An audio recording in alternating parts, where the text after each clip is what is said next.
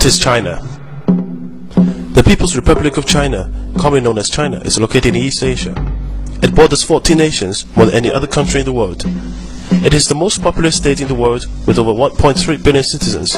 While the world population is 6.8 billion, that means out of every 5 people in the world, 1 is Chinese.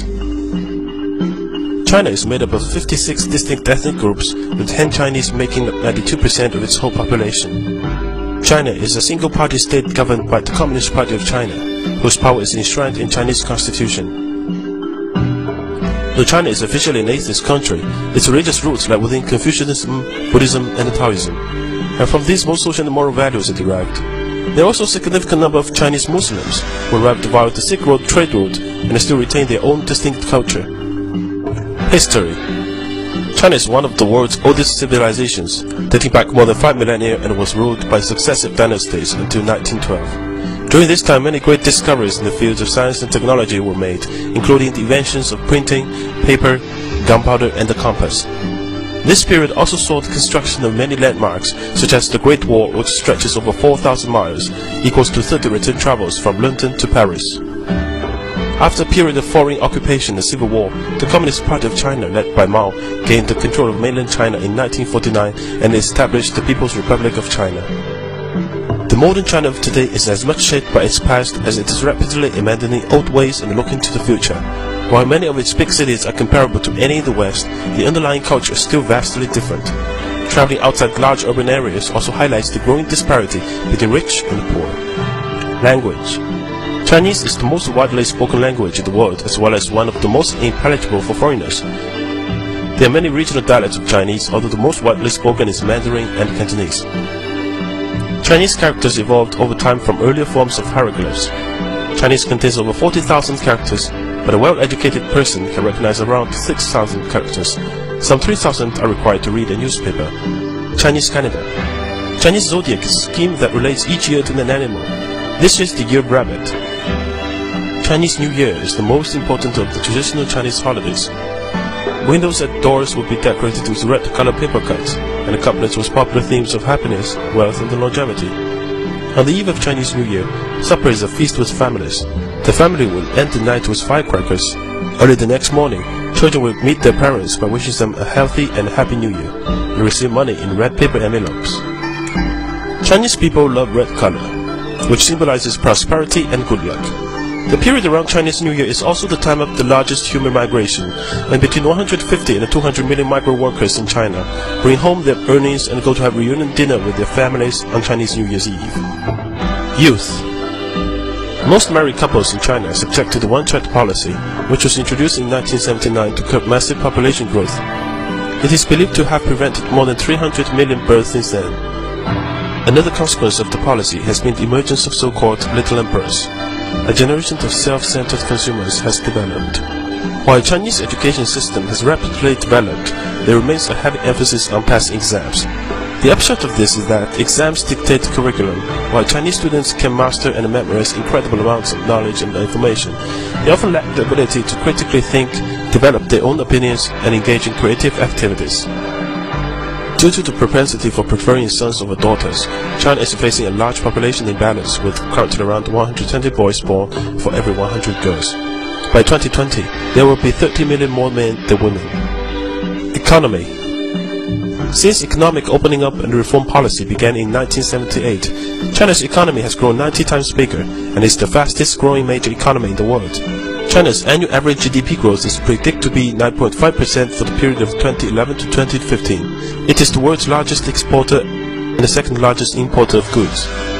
It is also now the world's second biggest consumer of luxury goods. It now has the world's second largest GDP at about $6 trillion, 40% of the United States. Although its per capita income of $4,300 is still low and puts China behind roughly 100 countries, China's growth has been uneven when comparing different geographic regions and the rural and urban areas. Development has also been mainly concentrated in the eastern coastal regions, while the remainder of the country are left behind.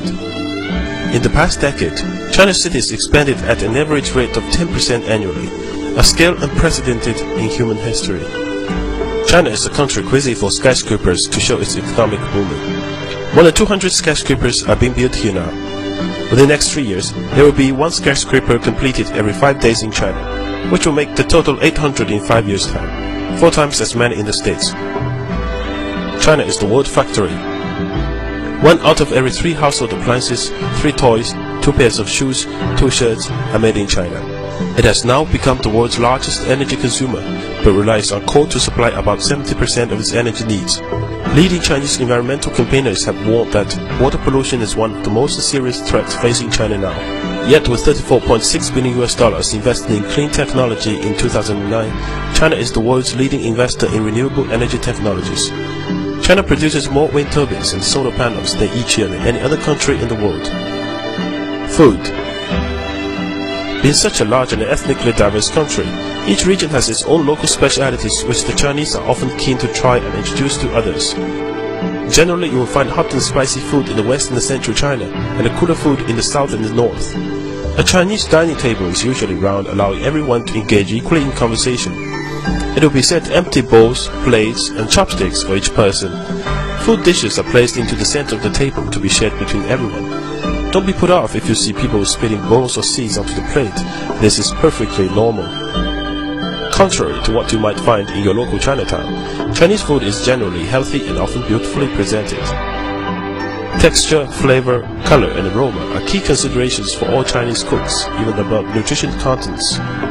Chinese dining is about showing respect and hospitality for the guests, and is often used as an extension of the boardroom. Heavy drinking is often part of doing business, and it is expected that you will keep up with the others. If you do not want to drink alcohol, make it clear before you start. Core concept. Face. 面子. The concept of face can be loosely described as someone's social status or reputation in the eyes of others. Throughout the Chinese person's life, it must be maintained and enhanced through giving to and receiving from others in both words and actions. It may be something as small as who gets in the lift first to the awarding of a multi-million-dollar contract, but without it you will have very little power or influence. To make someone lose face or even unknowingly is a huge dishonor, and it could mean the end of a relationship. Connections. 关系. 关系 literally means connections or relationships, and essentially boils down to exchanging favors. You scratch my back, I scratch yours.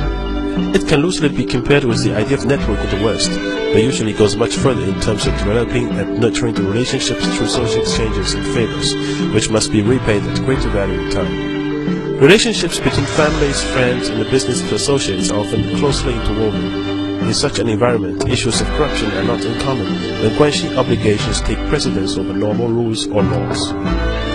The doctrine of the mean, 中庸. Known as the doctrine of the mean or good mean, this concept involves balancing one's position among a group to maintain conformity and a sense of harmony. To do this while still achieving one's personal objectives is considered by the Chinese people to be the ideal way of living. This can be applied to the workplace, where one should behave in a way which is seen to be neither ambiguous nor lazy at the same time. Chinese people never openly criticize, ignore, or make fun of a person in front of others, even jokingly. When discussing individual performance, they always emphasize good points before bad ones. Differences. Chinese people may ask you personal questions or make observations about your age, income, religion, or appearance, but don't take it personally. Likewise, Chinese rarely say please or thank you, as it is seen as a necessary formality between friends or family. In a Chinese meeting, often only the most senior attendees will talk, and all questions should be directed to those people. Silence is not a sign of weakness in China. Often the unsent message is more important than what is being said verbally. To be successful in China requires different ways of thinking. A famous Chinese historian professor put this well.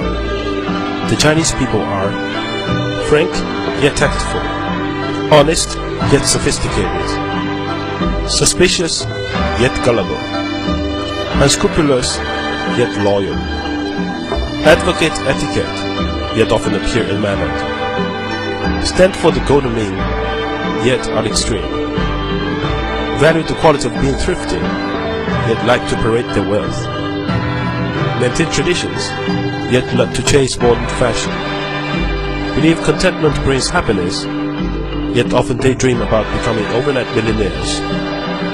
Believe the word of the fortune teller, yet lack affiliation to any religion. This is China, one big contradiction which refuses to be placed in a box. In China, you will find all extremes, but that's all part of the challenge and adventure of doing business here. Be patient and have fun.